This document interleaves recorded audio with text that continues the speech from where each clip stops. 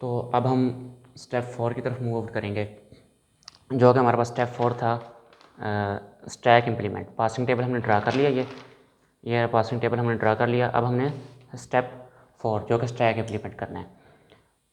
तो अब हमारे पास ये इनपुट थी, इसमें एक स्टैक होगा, एक इनपुट होगा, एक एक्शन होगा। ये हमारे पास क्या थी, इनपुट थी, जो मैंने आपको बताई थी स्ट्रिंग इनपुट करनी है CCTT $। तो सी को हम ज़ीरो में देखेंगे, सी को हमने ज़ीरो में देखा, जो कि पासिंग टेबल बनाया उसमें देखेंगे। सी को ज़ीरो में देखा तो क्या है, S3। यहाँ पर हम क्या लिखेंगे, शिफ्ट CS3। और अगले स्टेप में हम $साइन के साथ ज़ीरो के साथ सी इधर लिख देंगे, और साथ सी के साथ स्टेज भी लिखेंगे। जो हमने इस पर स्टेज इधर आई है S3, उसको यहाँ पर लिखना है हमने। तो हमारे पास बाकी क्या बचा, CDD $साइन। अब हमने सी को दोबारा 3 में देखा, सी को 3 में देखा, ये हमारे पास स्टेज 3, इसमें हमने सी को देखा तो क्या था, S3। दोबारा शिफ्ट CS3 आ गया। अगले स्टेप में हमारे पास हो गया 0 C3 और C3, ये स्टेज दोबारा ये लिखेंगे। अगले स्टेप में हमारे पास यहाँ बचा, वो बचा D $साइन। अब हम D को 3 में देखेंगे, D ये रहा, और इसको हमने 3 में देखा तो S4 था। तो यहाँ पर हम क्या लिखेंगे, शिफ्ट DS4। तो यहाँ पर हमारे पास जो बचा वो बचा 0 C3 हमारे पास यहाँ रिमेनिंग क्या रह गया, इनपुट D $साइन रह गया। ठीक है, अब D को हम 4 में देखेंगे, D को 4 में देखा हमने तो हमारे पास R3 था। R3 का क्या मतलब, जो हमारे पास लास्ट वाली हम ग्रामर में जाकर देखेंगे कि 3 नंबर किसका है, जो हमने इनपुट की उसमें 3 नंबर किसका है, तो ये था D। मतलब B प्रोड्यूस D कर रहा है, तो यहाँ पर हम रिड्यूस B D कर देंगे।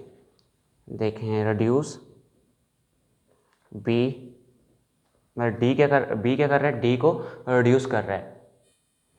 मतलब कि B क्या कर रहा है, D को रिड्यूस कर रहा है। हम यहाँ पर लिखेंगे $साइन 0 C3 B, और यहाँ पर D $साइन। अब आप ये सोच रहे होंगे कि हमारे पास जो D है, यहाँ पर पहले तो हम नंबर इस करैक्टर को इस नंबर में देखते थे। अब हमारे पास तो यहाँ पर कोई नंबर नहीं मौजूद। अब हम D को किस में देखेंगे, तो उसका ये है कि ये जो हमारे पास नॉन टर्मिनल आया है, टर्मिनल आया है ना, इसको जो हमारे इसके पीछे नंबर है ना उसमें देखेंगे। मतलब कि B को हम 3 में देखेंगे, ये B रहा, इसको 3 में, ये I3 यहाँ देखा तो यहाँ क्या है 6, वो नंबर हम यहाँ लगा देंगे। अब D को क्या करना है, हमने 6 में देखना है, D ये रहा, D को हमने 6 में देखना है, ये 6 स्टेज हमारे पास। इसमें देखा तो हमारे पास क्या है, रिड्यूस R2 लिखा हुआ है, रिड्यूस यहाँ पर R2 है, तो हम यहाँ पर 2 स्टेज देखेंगे जाकर। ये B को B प्रोड्यूस C भी कर रहा है, तो यहाँ पर हम क्या लिख देंगे, रिड्यूस B मतलब B को क्या करता है, B रिड्यूस करता है। हमारे पास ये रहा B, तो हम यहाँ पर क्या कर देंगे, $साइन 0 C3 और यहाँ पर B लिख देंगे। दोबारा हम B को किस में देखेंगे, 3 में देखेंगे। B को 3 में देखा तो हमारे पास 6 था, यहाँ पर 6 आ गया। अब D को D को दोबारा 6 में देखा तो हमारे पास R2 है। लास्ट टाइम भी हमने 6 में देखा था, R2 था, तो उसने क्या किया था, रिड्यूस B to CB। जो हमने ग्रामर में नंबर दे रखे हैं ना, ये इनको उस नंबर के साथ जाकर मैच करेंगे, और जो वो वहाँ पर ग्रामर प्रोड्यूस हो रही है उसके साथ हम यहाँ पर रिड्यूस कर देंगे। तो यहाँ पर हमारे पास ये C भी रहा, इसको $साइन 0 और B कर देंगे। अब B को किस में देखना है, 0 में देखना है, क्योंकि हमारे पास यहाँ नंबर नहीं है, हमने नंबर लेके आना है। B को 0 में देखा, ये B रहा, तो 2 है, यहाँ पर 2 आ गया। अब D $साइन, तो D को 2 में देखें, D को 2 में देखा तो S4 मौजूद था, यहाँ पर क्या आ जाएगा, रिड्यूस DS4। अब $साइन 0 B to D4। अब $साइन यहाँ रह गया सिर्फ, तो $साइन को हमने 4 में देखा। जब $साइन को हम 4 में देखेंगे तो हमारे पास क्या था, R3। अब हम R3 वाली प्रोडक्शन देखेंगे, हमारे पास जो थी R3 वाली प्रोडक्शन वो थी कि रिड्यूस करता है B प्रोड्यूस D, R3 ये वाली थी। तो हम यहाँ पर क्या कर देंगे, रिड्यूस B to डी, मतलब बी जो है वो डी को क्या कर रहा है, रिड्यूस कर रहा है।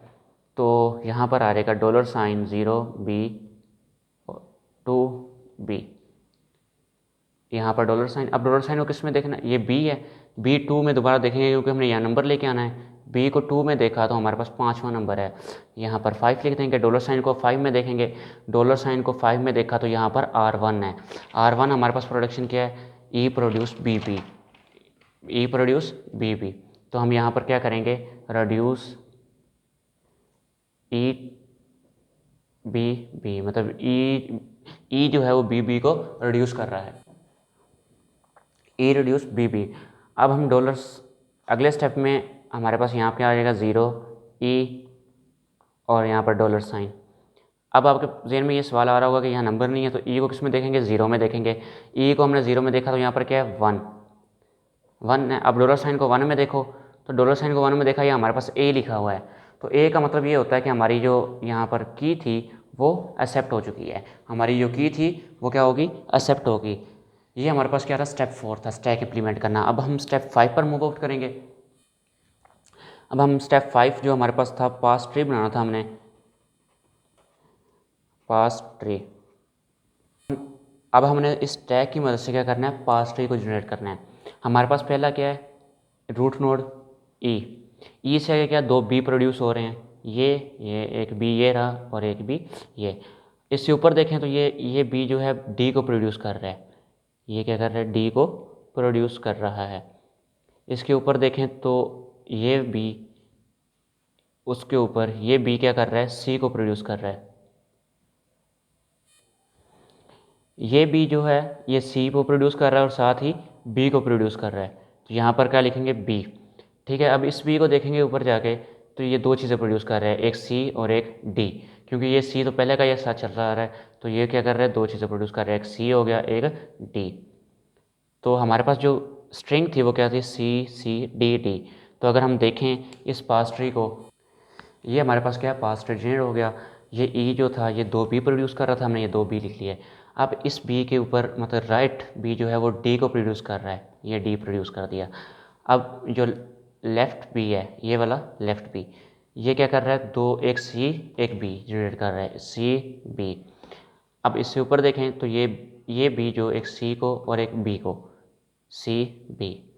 इस बी को देखें तो ये डी प्रोड्यूस कर रहा है, ये डी प्रोड्यूस हो गया। अब हमारे पास जो की स्ट्रिंग थी उसको रीड आउट करें तो ये सी सी डी डी, हमारे पास स्ट्रिंग जो हमें डी गिवन थी वो क्या होगी, कंप्लीट होगी, सी सी डी और $। ये हमारे पास स्ट्रिंग थी जो कि हमने, ये हमारे पास स्ट्रिंग थी जो गिवन थी, सी सी डी डी, हमने कंप्लीट कर ली। आज का टॉपिक हमारा कंप्लीट होता है। आपसे रिक्वेस्ट है कि हमारे चैनल को सब्सक्राइब करें और लाइक करें इस वीडियो को।